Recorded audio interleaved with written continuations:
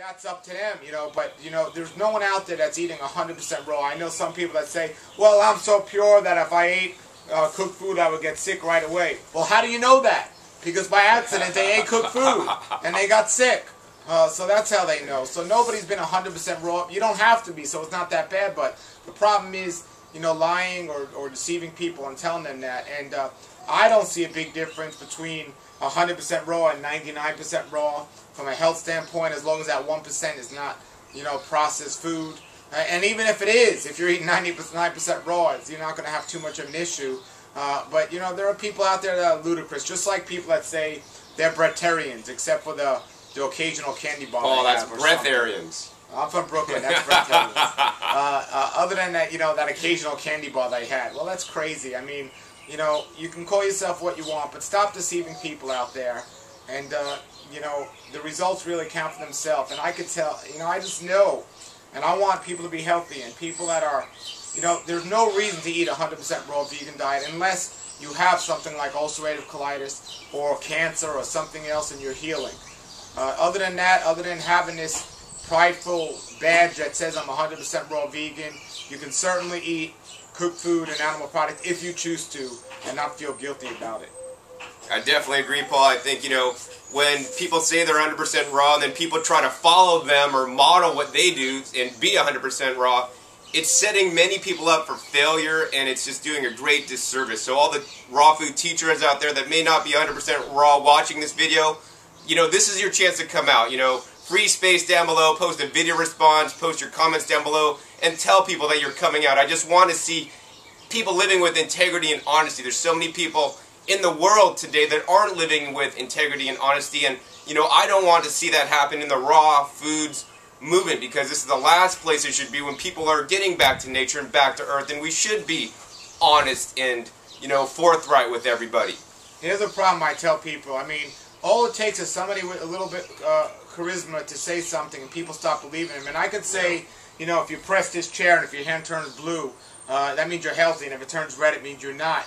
And, I could really not give a convincing argument where people are going to want to buy this chair. And I could make these chairs and sell them. And, that's what's happening out there. There are a lot of people saying some things that are quite ludicrous out there. And, and again, just because it's raw doesn't mean it's healthy. And it's one of the things John teaches in his class, and you can go on YouTube and see that. But, for example, agave nectar, cacao, the raw chocolate, wine, kombucha, that you would find in the store, and just like these Red Rocks and these raw food candy bars and all these things, even though they're raw, they're not healthy. So we have to understand, just because people are raw or something says it's raw doesn't mean it's healthy. And I know some of you feel real strong about this, and I was deceived by things like agave nectar when it first came out. I was so excited, something tasted so sweet and good, but then I realized the truth. Now I had a choice. Do I keep promoting it and selling it, which I made money from it, or do I come out and tell the truth? Same thing, when first people said raw chocolate was okay, I started eating it, but I didn't feel as well. But then I realized carob was a great food. And I realized, if you mix the same, raw sweeteners and everything else with the carob, it might taste different than the chocolate, but it's still going to be delicious. Practically, if you take raw cacao and raw carob and taste them both, the carob will taste delicious. Very few people will like the cacao straight up. Bitter. But the people have a problem out there because somebody with charisma says something, so they believe it. Well, stop being deceived out there. The real superfoods in nature are the raw, ripe, fresh, organic fruits, vegetables, and nuts and seeds. And that should be the majority of your diet. And whether it's cooked food, animal-based foods, or raw foods, desserts, and recipes, that's fine, but that should only be a small part of your diet and you'll be okay. But yeah, from an emotional, physical standpoint, you need to make sure you're getting what works. But from a spiritual standpoint, and it's funny because there are a lot of people out there that call themselves spiritual beings, but they start lying and saying things, and we have to be careful, because from a spiritual standpoint, there's no part of lying and being spiritually healthy. So, just calling yourself spiritual and lying on purpose is a deception out there. So you're not going to be, spiritually healthy if that's the case. And we really want to be careful when people say that, All right, so just to sum up things here, close it up and recap.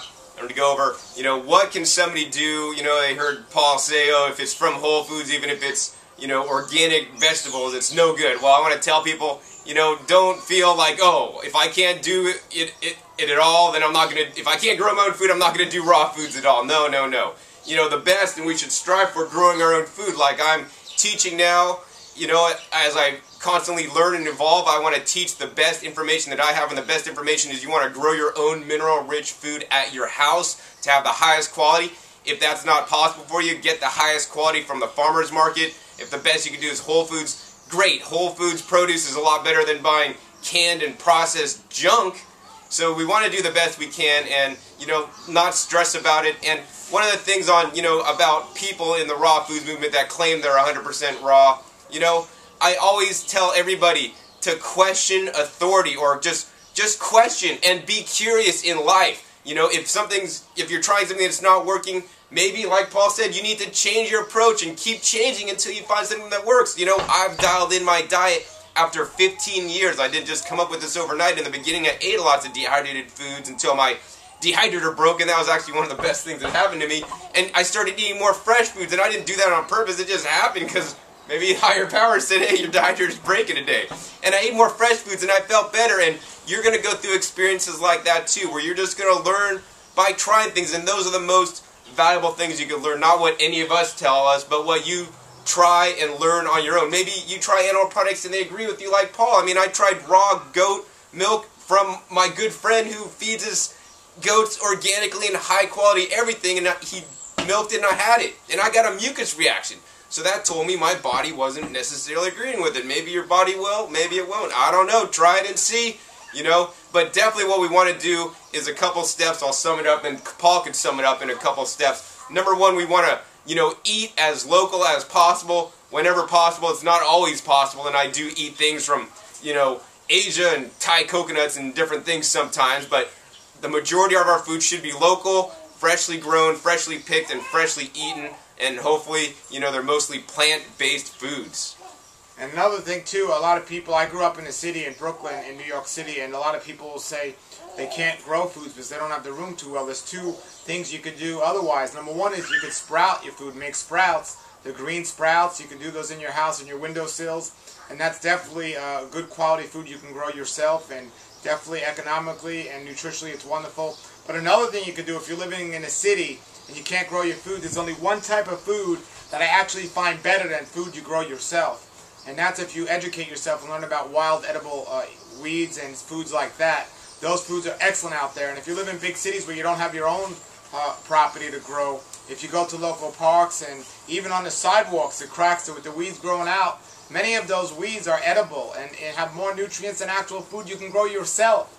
And it just takes a little education to figure those things out. And when you do that, I mean, in New York we used to do it all the time, so I recommend looking wild foods up on the internet, because those are the things, those along with your own grown foods are wonderful. So, you know, remember, you know, there's many excuses, but, and it's fun to say, you know, you have a badge and you're all vegan, all raw and everything else, but, you know, integrity counts, and, you know, there's nothing wrong with not being all raw, but there is something wrong with saying you are when you're really not. So, you know, look at your emotional, physical, and true spiritual life. And then, you know, the results you're going to get in return are based on what you're doing. So if you are sick or you're not feeling well, you know, look at your life. And if you're not getting the results you should be getting, you need to change something to make sure emotionally, physically, and spiritually you're in the right area. And I just encourage everyone to just look at our information on the internet. Look at everyone's information and take what works for you. And if it doesn't, then don't do it. But whatever you decide to do, be honest and keep your integrity at your highest, and you'll be fine. Nature's wealth, good for your health. This is the Raw Life Health Show. Raw Life.